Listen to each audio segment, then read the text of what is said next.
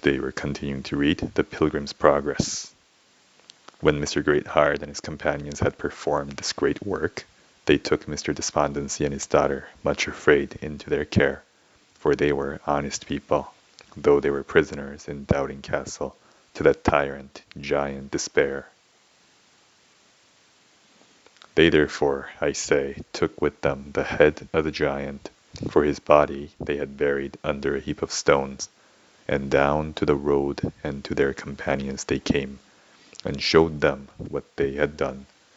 Now, when Feeble Mind and Ready to Halt saw that it was the head of Giant Despair indeed, they were very jocund and merry. Now Christiana, if need was, could play upon the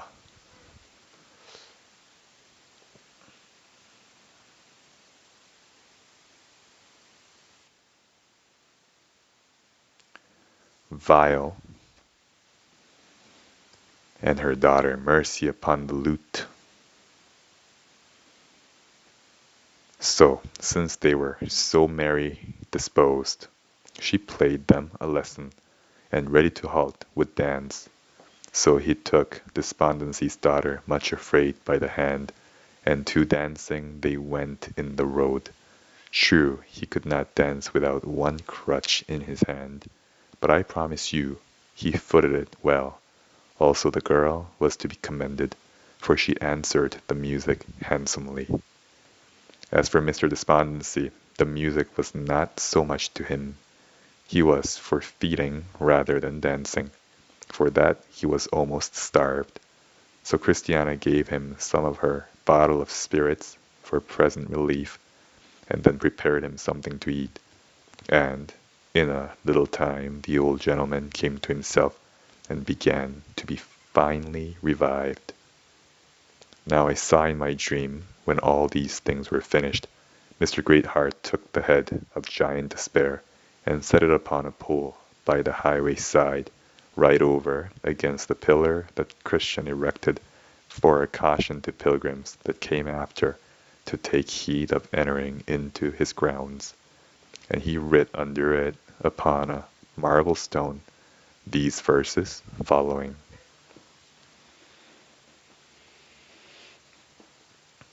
This is the head of him whose name only in former times did pilgrims terrify. His castle's down, and Diffidence his wife, brave Mr. Greatheart was bereft of life. Brave Mr. Greatheart has bereft of life. Despondency his daughter, much afraid, great heart for them also the man has played, who hereof doubts, if he'll but cast his eye up hither, may his scruples satisfy. This head also, when doubting cripple stands, doth show from fears they have deliverance.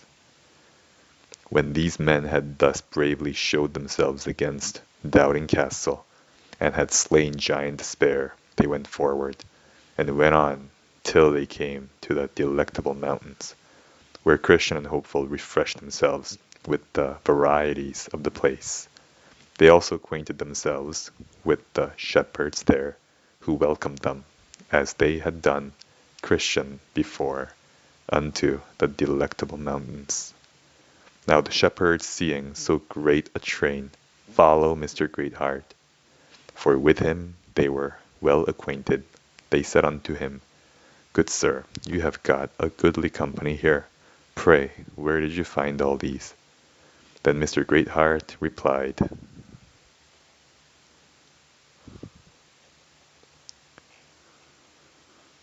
First, here is Christiana and her train, her sons and her sons' wives, who, like the wain, keep by the pole, and do by compass steer from sin to grace, else they had not been here. Next, here's Old Honest, come on pilgrimage, Ready to Halt too, who I dare engage. True-hearted is, and so is Feeble Mind, who willing was not to be left behind. Despondency, good man, is coming after, and so also is much afraid his daughter. May we have entertainment here, or must we farther go? Let's know whereon to trust. Then said the shepherds, This is a comfortable company. You are welcome to us, for we have care for the feeble, as well as for the strong. Our prince has an eye to what is done to to the least of these. Therefore, weakness must not be a block to our entertainment. So they had them to the palace door, and then said unto them, Come in, Mr. Feeble-mind, come in, Mr. Ready-to-halt, come in, Mr. Despondency, and Mrs. Much-afraid, his daughter. These, Mr. Greatheart, said the shepherds to the guide, we call in by name, for that they are most subject to drawback. But as for you and the rest that are strong, we leave you to your wonted liberty. Then said Mr. Greatheart, This day I see that grace doth shine in your faces, and that you are my Lord's shepherds indeed, for that you have not pushed these helpless ones neither with side nor shoulder, but have rather strewed their way into the palace with flowers, as you should. So the feeble and weak went in, and Mr. Greatheart and the rest did follow. When they were also sat down, the shepherds said to those of the weaker sort, What is it that you would have? For, said they, all things must be managed here for the supporting of the weak, as well as the warning of the unruly.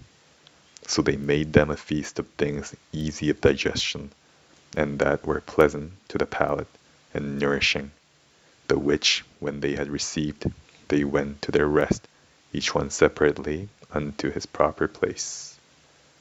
When morning was come, because the mountains were were nigh, and the day clear, and because it was the custom of the shepherds to show the pilgrims before their departure some rarities.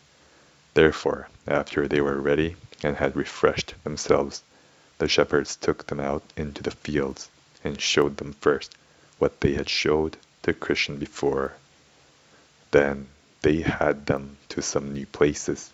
The first was to Mount Marvel, where they looked and beheld a man at a distance that tumbled the hills about with words. Then they asked the shepherds what that should mean. So they told them that that man was the son of Mr. Great Grace, of whom you read in the first part of the records of the Pilgrim's Progress, and he is set down there to teach the pilgrims how to believe, or to tumble out of their ways, what difficulties they should meet with by faith. Then said Mr. Greatheart, I know him, he is a man above many. Then they had them to another place called Mount Innocent, and there they saw a man clothed all in white, and two men, prejudice and ill will, continually casting dirt upon them.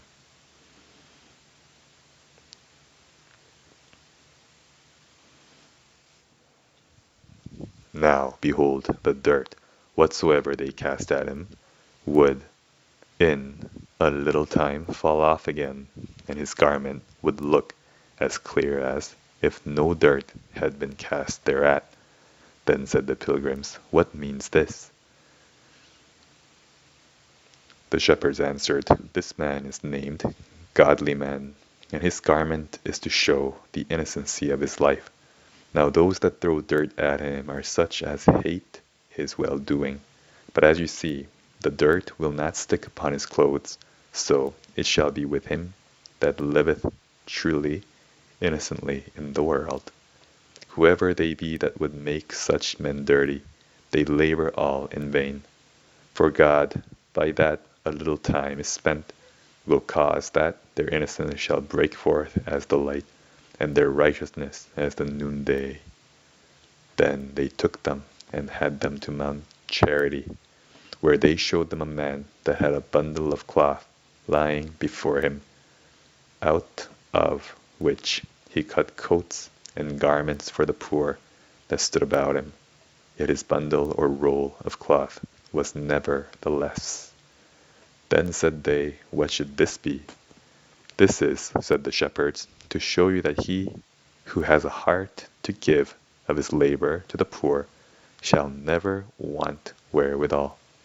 He that watereth shall be watered himself. And the cake that the widow gave to the prophet did not cause that she had ever the less in her barrel. And that's the end of the reading for today. Have a good day.